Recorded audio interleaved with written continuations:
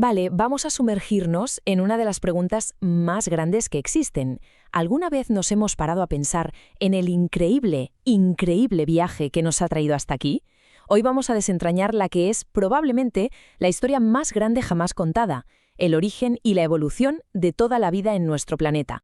La pregunta es sencilla, pero la respuesta, es toda una aventura. Vamos a seguir el rastro de pistas que la ciencia ha ido descubriendo como si fuéramos detectives del tiempo, para intentar resolver este misterio. Un misterio que al final nos conecta con absolutamente cada ser vivo de la Tierra. Para empezar, tenemos que hacer un pequeño viaje en el tiempo.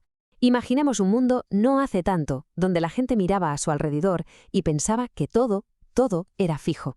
Que los leones siempre fueron leones y los robles siempre fueron robles, exactamente iguales, desde el principio de los tiempos. Esa idea, la de un universo estático, dominó el pensamiento durante siglos y siglos. Pero entonces, ¡boom!, llegó una idea que lo puso todo patas arriba: la evolución. Pensemos en lo radical que era en su momento, la noción de que toda la vida, absolutamente toda, está conectada, que venimos de un origen común y que además no paramos de cambiar. Es que esta idea no es solo fascinante, es que es la base, el cimiento sobre el que se levanta toda la biología moderna. Casi nada. Muy bien. Entonces, si la vida evoluciona, la pregunta lógica es, ¿y cómo empezó todo? ¿Cuál fue esa primera chispa? Hay que irse muy, muy atrás. Y bueno, las primeras explicaciones que se dieron, digamos que eran bastante imaginativas. Una de las más famosas, que duró muchísimo tiempo y que defendieron mentes tan brillantes como la de Aristóteles, era la llamada generación espontánea. La idea era, literalmente, que la vida podía surgir de la materia muerta.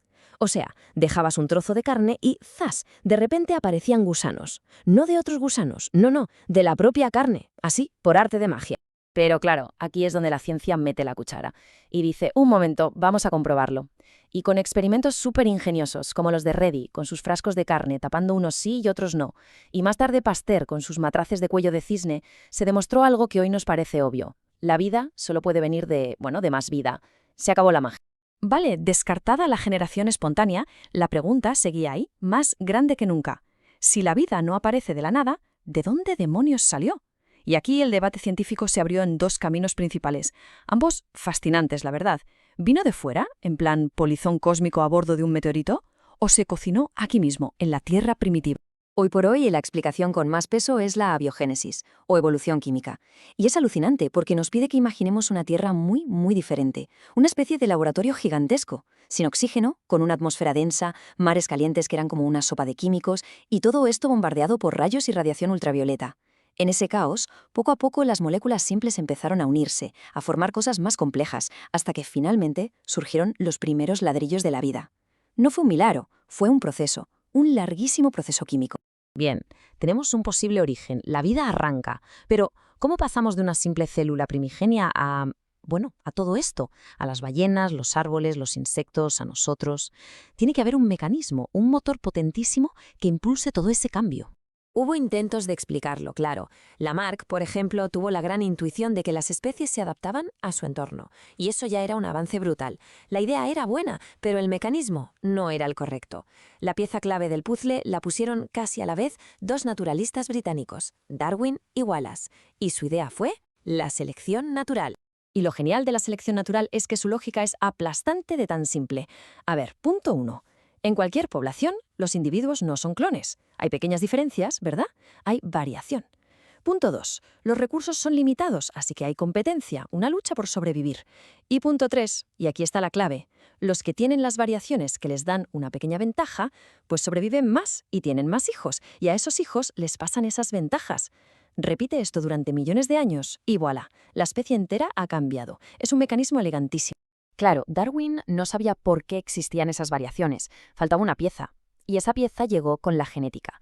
Lo que hoy llamamos la síntesis moderna o neodarwinismo es básicamente la idea de Darwin reforzada con todo lo que sabemos sobre los genes y el ADN. Ahora entendemos que esas variaciones son fruto de mutaciones, de pequeños cambios en el código genético. Es como si hubiéramos encontrado el manual de instrucciones del motor que Darwin descubrió. Ok, una afirmación tan extraordinaria como que toda la vida está emparentada necesita pruebas extraordinarias. Y la verdad es que el caso a favor de la evolución es abrumador. Las pruebas no vienen de un solo sitio, sino de un montón de campos distintas que encajan como un puzzle perfecto. Vamos a ver algunas de las más potentes. La primera prueba la tenemos literalmente a mano. Si nos fijamos en la estructura de huesos de un brazo humano, ahora pensemos en la aleta de una ballena o en el ala de un murciélago. Sirven para cosas súper distintas, ¿no? Nadar, volar, coger cosas, pero la estructura de huesos, el patrón, es el mismo. ¿Por qué? La explicación más sencilla es que todos heredamos ese kit de montaje básico de un antepasado que compartimos. Luego, claro, está el registro fósil. Las rocas son como las páginas de un libro de historia viejísimo, y a veces encontramos capítulos alucinantes, como el Archaeopteryx. Fijaos qué cosa más rara. Tenía garras y dientes, como un reptil, pero también plumas y alas, como un pájaro. No es ni uno ni otro, es una forma de transición. Es una prueba fosilizada de que un grupo puede transformarse en otro. Pero si hay una prueba que es, digamos, la prueba del algodón, esa es la genética. El ADN es el libro de familia definitivo, y cuando lo comparamos, los resultados son espectaculares. Con un chimpancé, por ejemplo, compartimos el 98,8% de nuestro ADN. El 98,8%. Eso no es casualidad, es el sello inconfundible de que tuvimos un antepasado común hace no tanto tiempo, en términos evolutivos. Y claro, toda esta gran historia de la vida al final nos lleva a nosotros, porque también somos una rama de ese inmenso árbol. Así que vamos a hacer zoom y a centrarnos un poco en nuestra propia historia evolutiva. Para nuestro linaje, uno de los momentos clave, un verdadero punto de inflexión, fue cuando nuestros antepasados se pusieron de pie. El bipedismo. Parece una tontería, pero lo cambió todo. De repente, en la sabana, podías ver por encima de la hierba alta. Importantísimo para no ser la comida de nadie. Pero sobre todo, liberó las manos. Y unas manos que ya no se usan para caminar, son unas manos libres para explorar, para transportar, para fabricar. Y justo eso pasó. Esas manos libres empezaron a crear herramientas de piedra. Esas herramientas permitieron acceder a alimentos mucho más nutritivos. Más y mejor comida significa más energía. ¿Y a dónde fue a parar toda esa energía extra? A mantener y hacer crecer el órgano que más consume de todo el cuerpo, el cerebro.